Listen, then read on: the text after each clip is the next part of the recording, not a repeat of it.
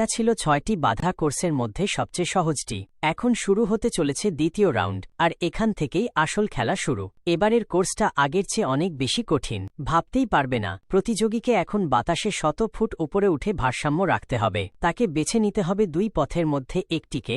একদিকে আছে ভারসাম্য মরিচি, আর অন্যদিকে বানর বার। আর টুইস্ট হচ্ছে, এইবার তার সেফটি জোতা খুলে ফেলতে হবে। এবার যদি সে ভুল করে পড়ে যায়, তাহলে সরাসরি ১০০ ফুট নিচে আর হারাবে $৮,০০,০০০ জেতার সুযোগ। চল শুরু করা যাক।